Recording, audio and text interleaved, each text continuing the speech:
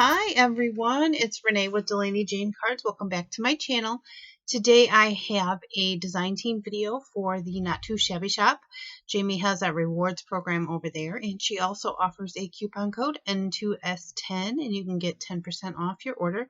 This month I'm using this Darcie's stamp called No Trout About It. Jamie also sent me these tin pins. I have never used them before, and well, there's some good and some bad with them. I will explain as we get going. So what I did is stamped my images on some Nina 80-pound cardstock here, and I stamped both the main image and this fish. I love the image with the fish, but I really thought that this dad or fisherman or whatever should have a bigger fish. I just thought it would be more comical if the fish was giant. And my original intention was to use the tin pin for the fox and the fish. That's not how this all worked out, but you will get to see. So I did like that the Darcie's cover sheet or stamp sheet is colored. One thing about the tin pins is they are pre-colored. So you kind of have to color your image to match, and that can be a hassle. Maybe not having the right color to do it, or not being able to get the shading right or something like that might hinder you from making this look the way you want it to look. Now for my fox here, I used some E-tones, and they are some reddish E-tones. I wanted to kind of really match this fox. When I am matching something, I am looking for the mid-tone of the item that I'm matching, and I find that color. Most of the time, it's two colors that are very close together that are the mid-tones. That's the color my item is going to be.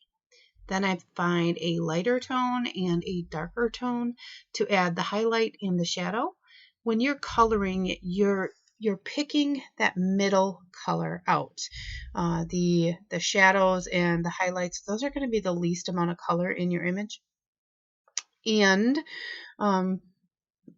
I picked colors that kind of matched the tin pin. It's hard. I found that to be the most challenging part about this, was to match the tin pin so that it didn't look weird.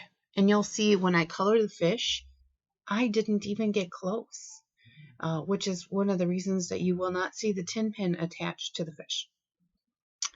Now, I didn't do any actual digging to see if they offer color suggestions, like, hey, if you're using Copics, these are the colors that you're going to want to probably use, or if you're using Spectrum Noirs, or if you're using colored pencils. I didn't look for that, so I didn't see any of that. So that might exist.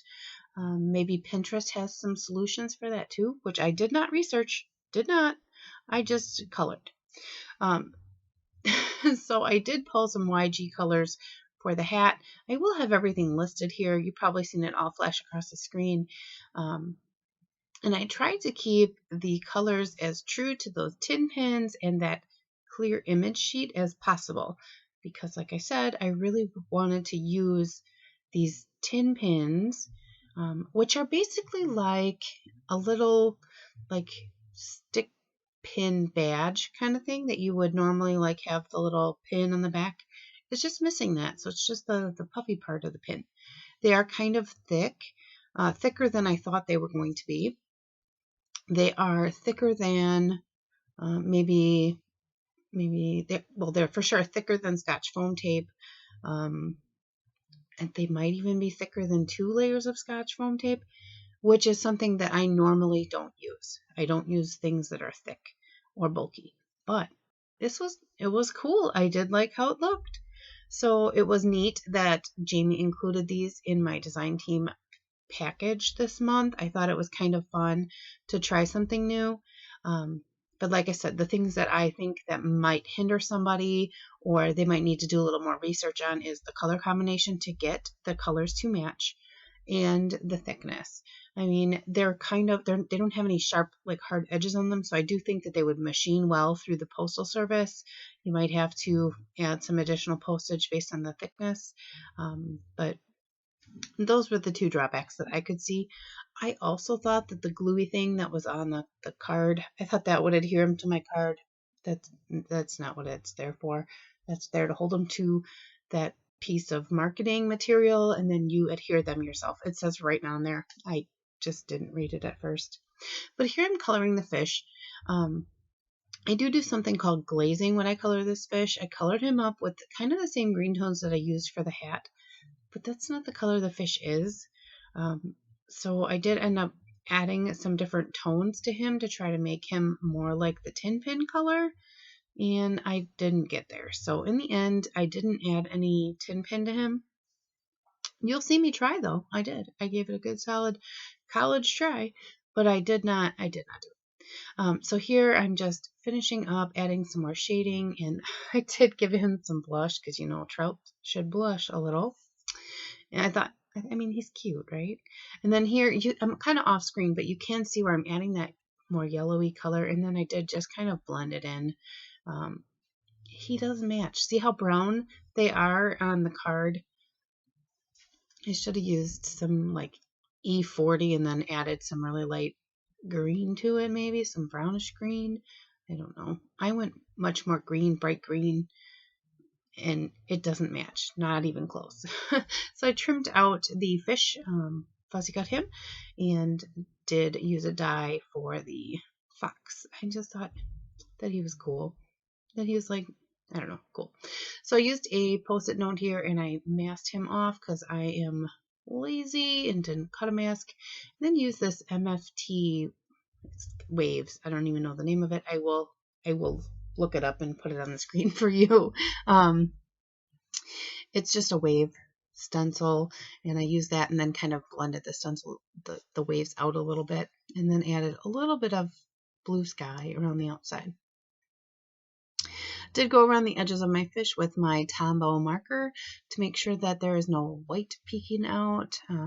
I need to cover this fish that's hanging there. That is just not a very big catch. So I decided I was going to use this giant fish.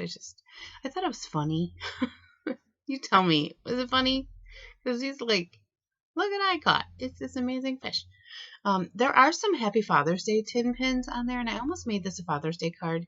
I decided against it in the end. I just, I don't know, thought that the sentiment here was plenty.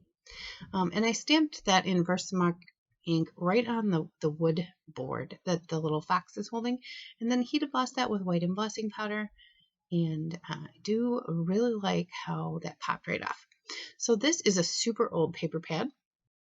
This is from when Archivers was still a place. I don't even know if it's still an online store, but it was still a place. So I pulled out some patterns from in here, and you can see that when I die cut, I usually just put the pieces back in the pad and then use a rubber band to hold everything together. So here I had picked out some patterns, and I used this Sunny Studios like Rick Rack die. I think it's from the Rick Rack die set. I don't know. And then cut that kind of saw looking edge out of there. I just thought it looked kind of masculine. Trimmed everything up, then used my Scotch removable repositionable tape to hold everything together while I decided to glue it together.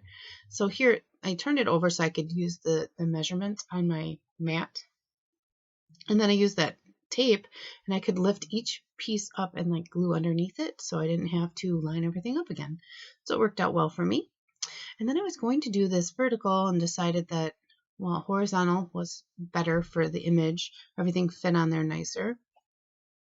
And then I needed something else to take up that space. Now I almost added the Happy Father's Day tin pin to this banner. I haven't.